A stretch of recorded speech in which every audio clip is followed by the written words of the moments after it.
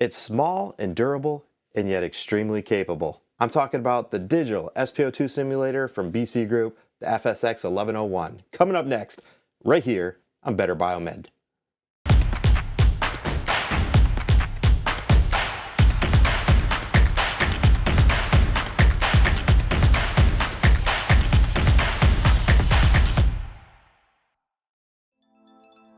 I'm here to assist you with all your test equipment needs, from multimeters and test weights to patient simulators and x-ray analyzers.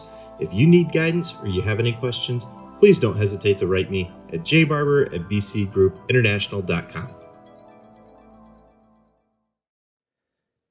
All right, everyone, welcome back to Better Biomed. Today we got the FSX 1101 digital SPO2 simulator, and it comes in this neat semi-rigid case. It's got a couple of cables inside it.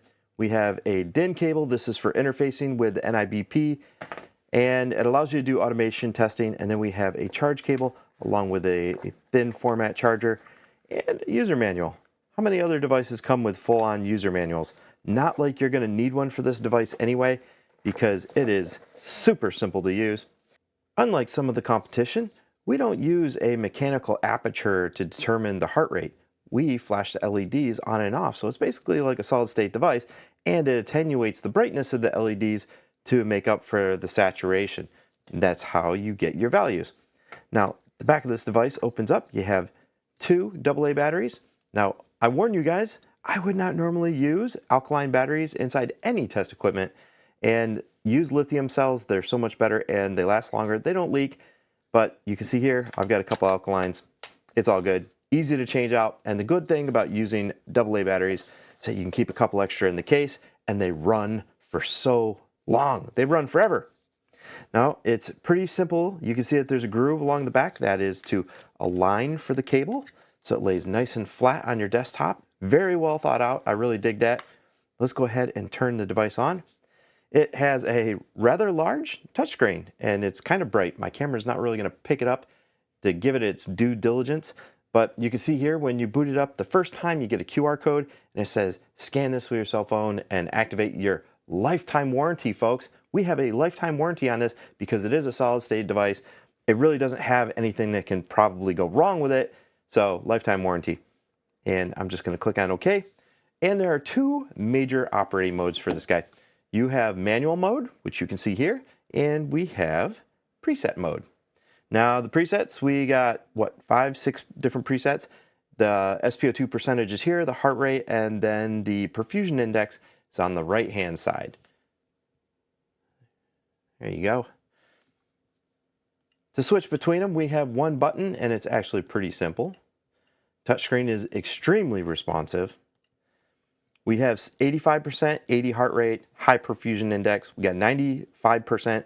We got 40 heart rate on a high perfusion index.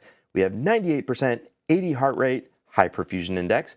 And we have 98%, 140 heart rate. We're getting up there, high perfusion index. And then we have 99%, 80 heart rate with a low perfusion index. And that's going to be most of the settings that you're going to use to test these guys out. Down here, we have a button that will switch between all the manufacturers because different manufacturers do have different types of probes and they have different sensitivity levels. So that's what we're going to do right here. Now, as you see down here at the bottom, we have got two little scales. Those two scales are actually measuring the amount of light that they're receiving because there's an infrared and there's a red LED. And that's what you're going to see down here. What that does is it helps you diagnose your finger probes, and also it tells you how well it's seated on the little nozzle down there. You can see my red fell down, my infrared is still high. I seated on properly. They will adjust their values. They'll come back up to normal. So as these start failing, you'll start to see these index levels lower and lower. Now down below that, you'll see that there is a little battery indicator, and it is graphical, so it does show you the percentage of life left in your batteries. Then over to the right, we have one more button. That is the setup button. Boop. Now we have display, we have sounds, auto off timer. This thing can stay on for a really long time. It lasts forever. And we have a custom offset menu, which is pretty cool because if all your monitors that you're noticing for one brand are starting to show that they're off by a certain percentage, it does happen, especially when they go to aftermarket SPO2 probes. You can adjust your offset in here So no worries, your technicians, they don't have to think about it. It'll automatically be set to the proper levels. So here you go, taking it off, putting it on, and let's go ahead and let's put it in manual mode. So you can see over here, we've got 99% SPO2. It goes down to 80%, 80 BPM, 100, 120, 140, 150, 245, and then back down to 30. We have over here, you can see it's Massimo. Now it's on Nelcor. And perfusion index, it goes 0.2%, 2%, 10%, and back down to 0.2%. We're going to put it on 2% right there. So there we go. And let's go ahead and take a look. And thanks to the guys over at iMed Biomedical, you can see that I have over here a GE patient monitor that allows me to make these videos, because I normally don't keep this kind of equipment on me. But you can see we have 80 on the SPO2, 30 BPM, and it is dropping as we speak because I had it going full charge. Let's go ahead and put it on preset mode so you can see what that looks like. Let's set it to 98%, 140 on high perfusion index.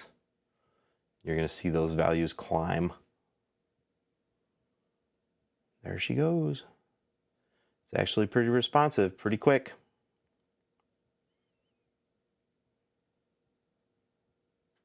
Now what you're going to notice is that the patient monitor itself is actually going to be the delay.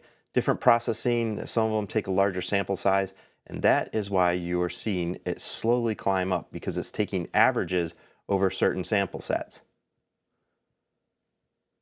And there we have it, 98%, 140 on the heart rate and a high perfusion index.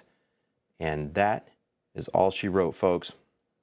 So that is the FSX 1101 digital SPO2 simulator. It's a pretty good piece of kit. Powers off, nice and easy. Goes in your bag, you're good to go. I absolutely love showing you guys test equipment. We're gonna put this through some auto sequencing. We're gonna do that probably over the next couple weeks. I got some other videos on some test equipment coming up, so stay tuned. Thanks for watching, guys. If you enjoyed this video, don't forget to give it a thumbs up and subscribe for more content. I'd love to hear your thoughts, so drop a comment below with what you'd like to see in future videos.